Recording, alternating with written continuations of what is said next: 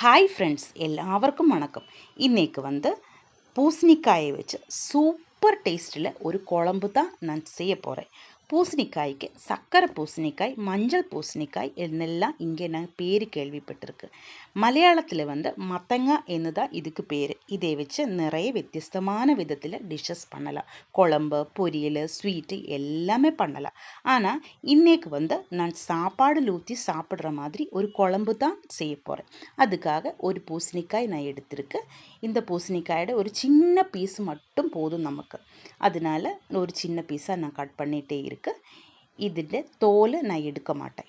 உங்களுக்கு பிடிச்சிருந்தா வாஷ் பண்ணியதுக்கப்புறமா தோலையும் சேர்த்து கட் பண்ணி எடுத்துக்கோங்க. உள்ளே இருக்கிற விதையெல்லாம் மாற்றியதுக்கப்புறமா தோலை மாற்றி சின்ன பீஸாக கட் பண்ணி வாஷ் பண்ணி ஒரு மண் சட்டியில் நான் இதை எடுத்திருக்கேன். இந்த அளவுக்கு தான் எடுத்திருக்கோம். அப்புறமா கொஞ்சம் கருவேப்பிந்தலை அதுக்குள்ளே போடணும். பின்னாடி ஒரு பெரிய வெங்காயம் இந்த சைஸில் கட் பண்ணி போட்டிருக்கு. அதே மாதிரி ஒரு பச்சை மிளகாய். இதுக்கு நல்ல காரமாக இருக்கும், அதனால நான் ஒன்று தான் எடுத்திருக்கேன். உங்களுக்கு காரம் அதிகமாக வேணும்னு வச்சா இன்னும் ஒன்று கூட போடுங்க. அப்புறம் தேவையான உப்பை போட்டு பின்னாடி 1/2 டீஸ்பூன் வரமிளகாத்தூள் போட்டுக்கோங்க. அப்புறமா 1/4 டீஸ்பூன் மஞ்சள் தூள். பின்னாடி தேவையான தண்ணியை ஊற்றிக்கோங்க.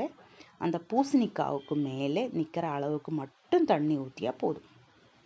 அப்புறம் ஒரு ஸ்பூனு வச்சு நல்லா கலரி விடணும். இப்படியே எல்லாம் நல்லா மிக்ஸ் ஆகணும்.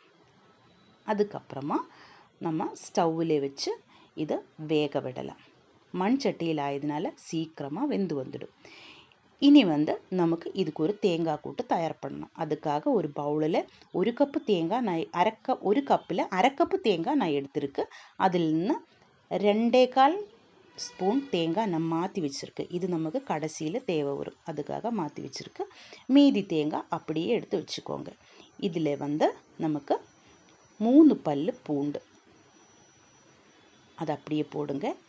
அதே மாதிரி 6 சின்ன வெங்காயம்.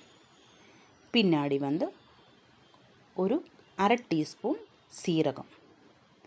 இதே போட்டு நல்லா மிக்சியில் அரைச்சி எடுத்துகிட்டு வரலாம். நல்லா ஃபைனாக அரைச்சி எடுத்துகிட்டு வரணும். அப்புறம் நம்ம பூசணிக்காய் நல்லா வெந்ததா இல்லையான்னு நமக்கு பார்க்கலாம். இந்த மூடியை திறந்து பார்க்கும்போது பூசணிக்காய் நல்லா வெந்த மாதிரி தான் தோணுது. இது இப்படியே பார்த்து பாருங்கள். அதுக்கப்புறமா பூசணிக்காய் எல்லாம் நல்லா வெந்து வந்துடுச்சு. நமக்கு ஒரு ஸ்மாஷர் வச்சு நல்லா உடச்சி போடலாம். மற்ற இருந்தால் தயிர் கடையிற மற்ற வச்சு அப்படியே கூட நல்லா உடச்சி கடைஞ்சி எடுக்கலாம். எல்லா பூசணிக்காயும் அப்படி கடைஞ்சி எடுக்கணும். இதுக்கிடையில் நான் ஒரு விஷயம் சொல்லட்டும். என்னோடய சேனலில் கேரளாவில் ஸ்பெஷலான நிறைய ரெசிபீஸை நான் போட்டிருக்கு. அதே மாதிரி போட்டுகிட்டே இருக்கு. உங்களுக்கு அந்த ரெசிபீஸ் எல்லாம் நிறைய பிரயோஜனமாக இருக்கும். நீங்கள் கண்டிப்பாக போய் என்னோடய சேனலை பாருங்கள். எல்லாத்துக்கும் லைக்கும் கமெண்ட்டும் ஷேரும் எல்லாம் போடுங்க. அது எனக்கு ஒரு மோட்டிவேஷனாக இருக்கும். இனி நம்ம குழம்புக்கு உள்ள அந்த அரைச்சி வச்ச தேங்காய் கூட்டு சேர்த்திக்கலாம். இப்படியே நல்லா கலரி விடலாம். கொதிக்கக்கூடாது, ஆனால் தேங்காய் தான் நம்ம அரைச்சிருக்கு. அதனால் மண் சட்டி ஆயதுனால சீக்கிரம் அது நல்லா கொதிச்சு வரும், சூடாக இருக்கும். அதனால் நான் ஸ்டவ்வே கூட ஆஃப் பண்ணியிருக்கேன். இப்படியே கொஞ்சமாக அந்த மிக்சியோட ஜாரை கழுவி கொஞ்சம் தண்ணி கூட ஊற்றி அந்த கிரேவி கரெக்ட் பண்ணி எடுத்துருக்கு. நல்ல சூடாயிருக்கு குழம்பு. இனி நமக்கு இதில் கடுகு தாளித்து போடலாம். இப்படி நல்லா மிக்ஸ் பண்ணி எடுக்கணும். நம்ம அரைச்ச தேங்காய் கூட்டு வெந்துடணும், ஆனால் கொதிக்கக்கூடாது. இனி ஒரு கடாயி அடுப்பில் வச்சதுக்கப்புறமா எண்ணெய் ஊற்றி அதில் கடுகு போட்டு அப்புறமா நமக்கு ஒரு 6 சின்ன வெங்காயம் சின்னதாக கட் பண்ணியது அதில் போடலாம். நல்லா ப்ரௌன் கலர் ஆகுன வரைக்கும், கோல்டு கலர் ஆகுன வரைக்கும் அப்படியே அதை ஃப்ரை பண்ணி எடுக்கணும்.